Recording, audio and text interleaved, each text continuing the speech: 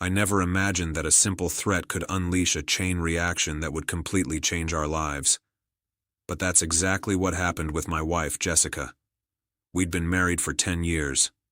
By all accounts, our life looked perfect. We had a nice home, stable jobs, and 2 kids we adored. But behind closed doors, things were strained. She had started to grow distant. Long nights at book club that were never mentioned until she got home. Secretive phone calls, texts she deleted when I glanced over her shoulder.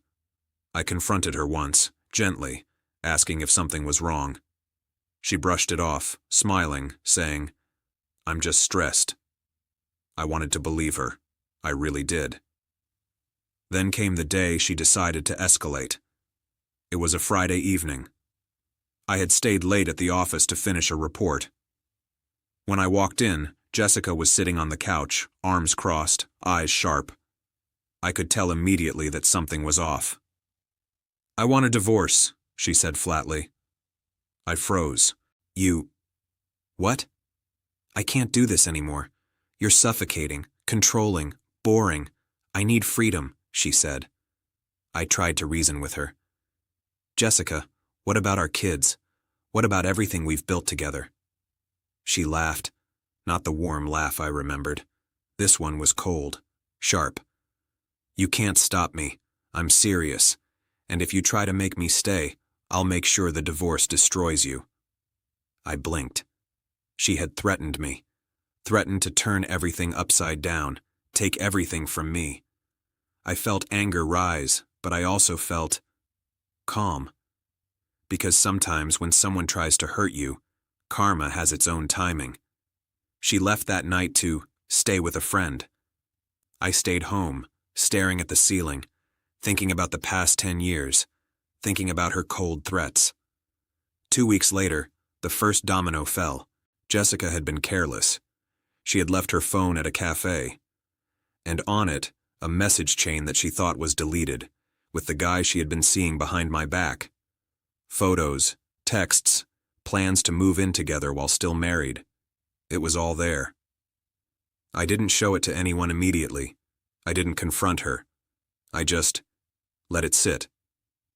A month after that, she called, trying to manipulate me. "I know you found out. I can explain." I stayed calm. I know enough. And then the perfect twist happened. She had gone to meet her boyfriend at a restaurant. I happened to be nearby, doing some work at a client's location. Out of curiosity, or maybe fate, I saw him walk past. And then I saw her. Hand in hand, laughing, completely unaware that someone was watching. I didn't interfere. I didn't make a scene. I just smiled quietly, because karma was already in motion. 2 days later, her boyfriend ghosted her, flat out. Didn't answer texts, blocked her on everything. Apparently, he had a history of disappearing when things got serious. Jessica panicked. She tried calling me, begging, pleading, apologizing. I didn't answer. And that's when it got worse for her. She tried to bring our kids into the situation, attempting to use them as leverage to push me to forgive her or let her back into the house. But she didn't realize that I had documented everything, her messages, her threats, her infidelity. Every attempt to manipulate me backfired. She ended up looking guilty, not convincing. Lawyers advised her that the evidence she had left behind would not work in her favor if she tried anything legal. Her threats? They had literally destroyed her credibility. Weeks passed. She reached out constantly, hoping to salvage something. Each attempt only reminded her of the mistakes she had made. I stayed calm, firm, and focused on my own life. The ultimate blow came when her attempt to move in with her new boyfriend, yes, she tried again, collapsed spectacularly. His friends told me later that he was notorious for cheating and lying, and she was blindsided when she realized he had been playing the same game all along.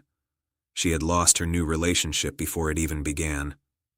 I watched from a distance, not out of malice, but because the universe had a way of handling her reckoning. Eventually, she returned, beaten down, trying to apologize for everything.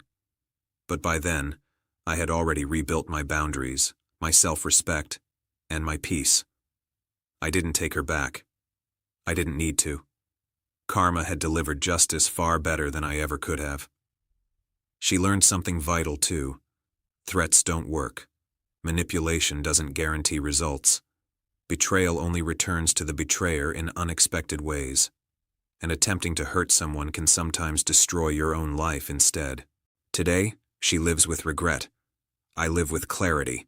I didn't have to fight. I didn't have to plot revenge. I simply stayed true to myself and allowed the consequences of her choices to unfold naturally. Her threats backfired, and in that, I found a lesson. Sometimes the universe delivers perfect justice when we choose patience, dignity, and self-respect. The house is mine now. The kids are happy. I have peace. And she knows exactly what she lost.